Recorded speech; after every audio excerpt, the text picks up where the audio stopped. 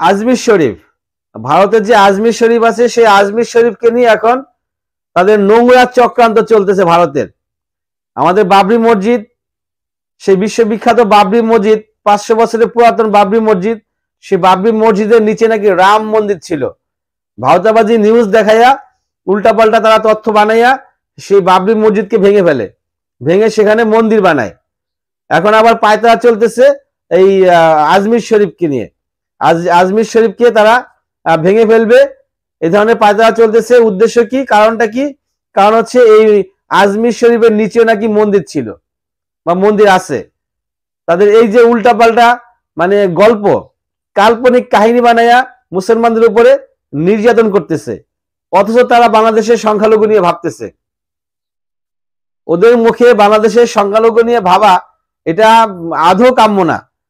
বিশ্বের মানুষ যখন আবার ওখানে ওই যে কি বলে মমতা আপা, উনি একজন ভদ্র মহিলা হিসেবে আমরা জানতাম, উনি আবার জাতিসংঘে আবেদন করছেন বাংলাদেশের শান্তি রক্ষা বাহিনী পাঠানোর জন্য।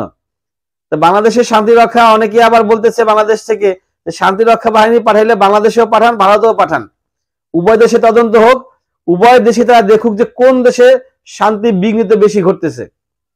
ভারতে বেশি শান্তি রক্ষা বিরুদ্ধে শান্তি বিনষ্ট হচ্ছে না বাংলাদেশের শান্তি বিনষ্ট হচ্ছে, এটা জাতিসংঘ দেখুক।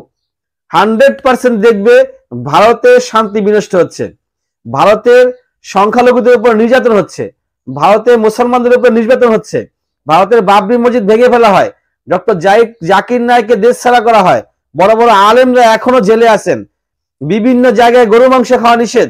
এই যে অত্যাচার নির্যাতন, এটা ভারতের মুসলমানদের উপর করা হচ্ছে। বাংলাদেশের কোন হিন্দু, কোন চাকমা, কোন বৌদ্ধ, কোন ইহুদি, কোন খ্রিস্টান কেউ বলতে পারবে না যে বাংলাদেশের কারো উপরে, কোন সংখ্যালঘুর উপরে নির্যাতন হয়। গতকালকে দেখলাম চট্টগ্রামের চাকমার একজন ভদ্রলোক, সে হিন্দু, সে বলছে যে আমাদের উপরে কোনো নির্যাতন হয় না, আমাদের উপরে কোনো নির্যাতন হয় না। তোমরা ভারত ওখানে বসে কেন এই ধরনের উল্টাপাল্টা নিউজ করতেছো, কেন উল্টাপাল্টা কাজ করতেছো? আমাদের বিরুদ্ধে ভারত, বাংলাদেশের কোনো কমপ্লেন নাই, বাংলাদেশের বিরুদ্ধে আমাদের কোনো কমপ্লেন নাই। তারা আমাদের ভাই ভাই, আমরা একসঙ্গে চলি, একসঙ্গে খেলাধুলা করি, একসঙ্গে বিজনেস করি, একসঙ্গে চাকরি বাকরি করি, সব কিছু একসঙ্গে করি, আমরা আরামে এসে আছি। শুধু শুধু উল্টাপাল্টা কথা বলে আমাদের উপরে দোষ চাপাবে না। এখন আমাদের এই যে আজমির শরীফ, সেটাকে ভাঙবে, পায়তারা করতেছে। তারা আদালতে অলরেডি এটা নিয়ে কি বলে তদন্তের জন্য তারা অ্যাপ্লিকেশন করেছে, এখন তদন্ত হচ্ছে।